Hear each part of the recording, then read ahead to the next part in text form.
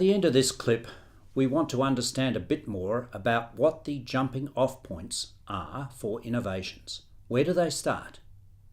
Hi, I'm Dr. David Monkton, Lecturer Agribusiness at the University of Tasmania.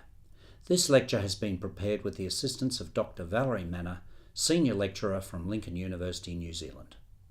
Let's begin with a process that we're all familiar with, cooking dinner.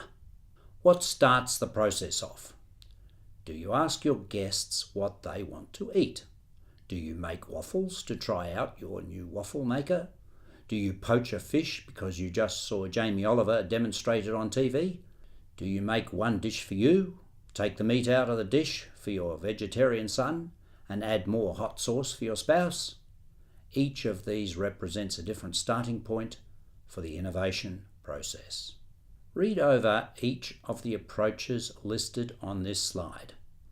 They represent the basis for the dinner example we just ran through. There are many different starting points for innovation, even outside of this list. The main point is that there is no one right starting point.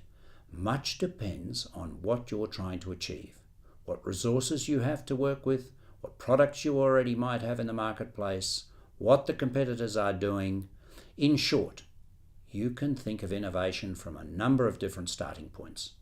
By going through a few, you may get that spark that allows you to come up with something truly different, fitting both the market and your capabilities.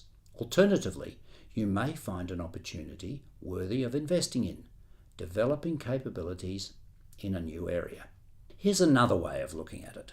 You can start with a strong understanding of consumer need, then think of the form that the solution can take, and then find out more about the technology required to build that form. You could start with the technology and the product forms that can come out of that technology. Based on what you make, you then try to find the market which may value that innovation the most. Or you can leverage off a product form that you may have and look for ways to adapt that product based on new technology or based on trying to hit different aspects of customer needs. So what is a product concept? It is a statement of customer need or benefit desired, of product form, and of new or adapted technology. Technology permits us to develop a form that provides the benefit. And while this is a focus on a product, we have to keep in mind that our innovations help our organisations to achieve their own mission. We have to be aware of what that mission is and what is going on in the organisation's larger environment. That could help with the innovation process and what could be a threat to achieving what we set out to do. Now let's look at the types of innovation.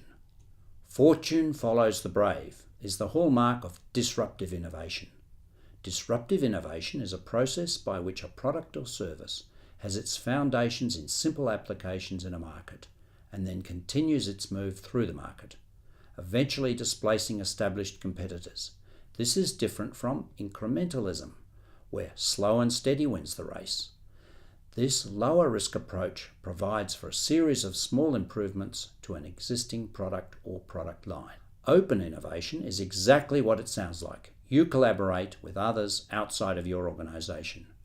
Closed innovation, on the other hand, protects intellectual property by developing ideas in-house and keeping them there in a way that enhances the competitive position of the firm. Thank you.